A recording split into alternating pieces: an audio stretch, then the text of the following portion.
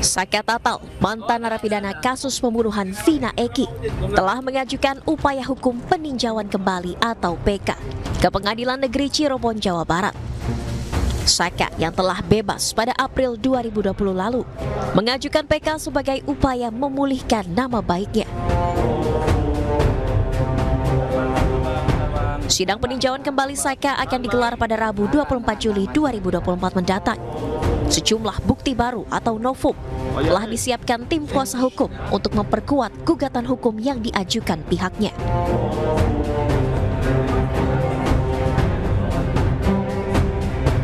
Selain melampirkan bukti baru, pihak Saka Tatal juga akan melampirkan hasil putusan sidang pra-peradilan yang dimenangkan Peggy Setiawan sebagai dokumen tambahan. Gugurnya status tersangka Peggy diyakini akan semakin memperkuat peluang dimenangkannya peninjauan kembali yang diajukan Saka. Saya menyerahkan novum itu mudah-mudahan akan membukakan hakim, bukan saja hakim pada PK Saka, tetapi hakim-hakim lain yang akan menangani PK terpidana lainnya. Karena di novum itu akan diperlihatkan secara nyata kondisi apa sih yang terjadi sebenarnya. Sementara itu, mantan tersangka kasus Vina Peggy Setiawan juga mengaku siap jika dirinya dibutuhkan untuk bersaksi dalam persidangan Saka Tatal. Jika memang saya dibutuhkan, insya Allah saya siap membantu. Namun selebihnya saya serahkan kepada kuasa hukum. Ya jika memang dibutuhkan. Tapi jika memang dibutuhkan ya bukan saya tidak bisa karena jika memang dibutuhkan. Karena ini bukan ranah saya gitu. Karena saya sudah ada terkaitan. Tim Liputan iNews melaporkan. Pemirsa, Kapolda Jawa Barat periode 2016-2017, Irjen Purnawirawan Anton Carlian menyebut saat pertama kali kasus Vina dan Eki dilaporkan karena kecelakaan lalu lintas. Setelah 4 hari kemudian baru dilaporkan karena kasus pembunuhan. Anton menambahkan sejak awal kasus Vina dan Eki minim alat bukti.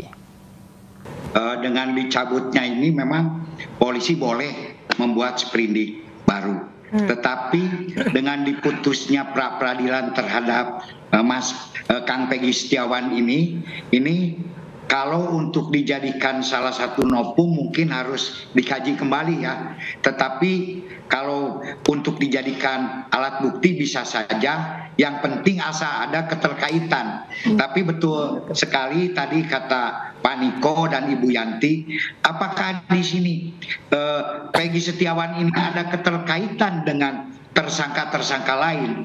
Karena Peggy Peron yang sekarang ada di berita acara dengan Peggy Setiawan yang ada sekarang ini itu tidak ada kaitannya. Baik, Pak Anton, ketika kasus ini terjadi tahun 2016 Anda menjabat sebagai Kapolda Jawa Barat.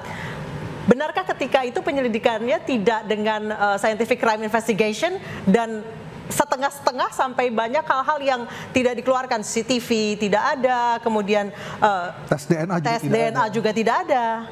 Kenapa, Pak Anton? Betul sekali. Karena saat itu pertama kali ditemukan itu sebagai kecelakaan lalu lintas. Nah baru 4 hari kemudian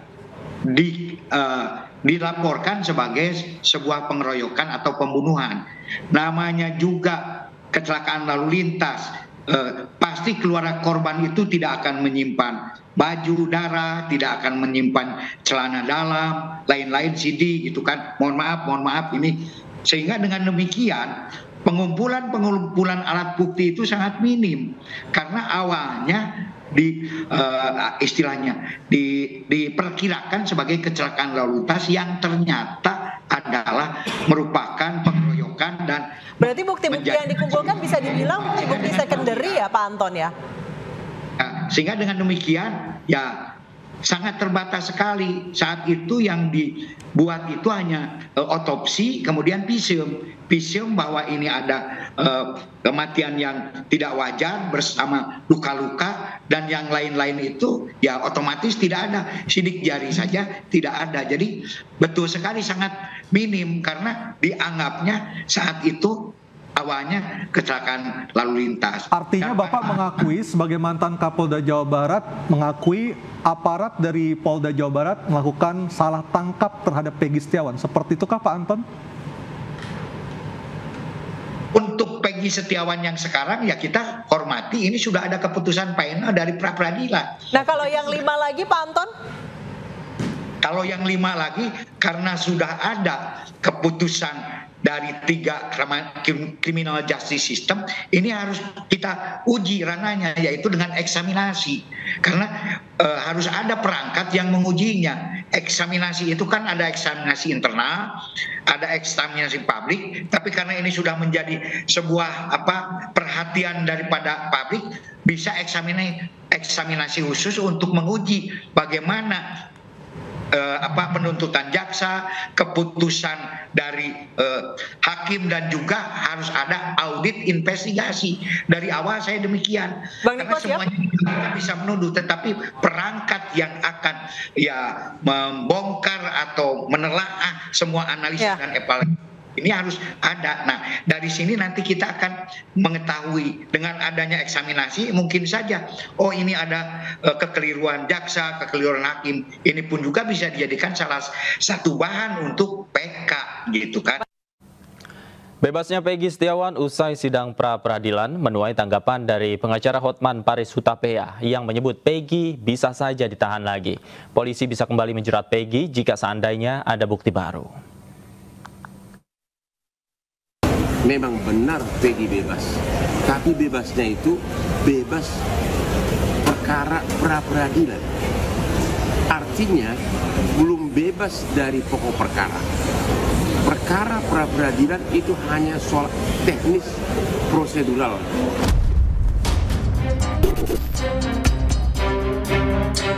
Pengacara Hotman Paris Hutapea menyebut kemungkinan Peggy Setiawan bebas dari penjara hanya sebentar. Sebab menurutnya, Peggy belum bebas dari pokok perkara. Polisi bisa saja memanggil Peggy kembali sebagai saksi. Kemudian jika ada alat bukti baru, Peggy bisa saja jadi tersangka lagi.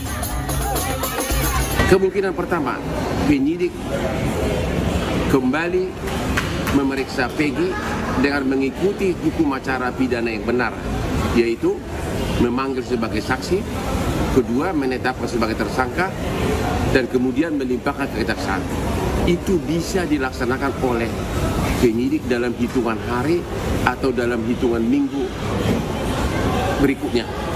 Ya, contoh, besok-besok penyidik bisa memanggil Peggy sebagai saksi, dan siang harinya bisa langsung ditetapkan sebagai tersangka, bahkan bisa ditetapkan sebagai tahanan, ditahan.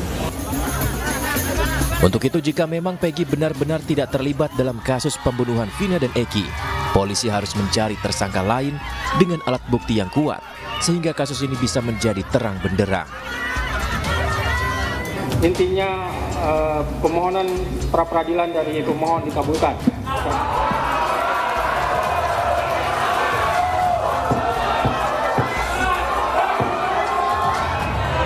Selesai dan sidang dinyatakan ditutup. Sebelumnya, Hakim Tunggal Pengadilan Negeri Bandung Eman Sulaiman mengabulkan pra-peradilan Peggy Setiawan untuk seluruhnya. Penangkapan dan penetapan tersangka Peggy oleh Polda Jawa Barat dinilai tidak sah. Salah satu pertimbangan hakim, Peggy belum pernah diperiksa sebagai saksi saat ditetapkan sebagai tersangka. Tim Liputan iNews melaporkan.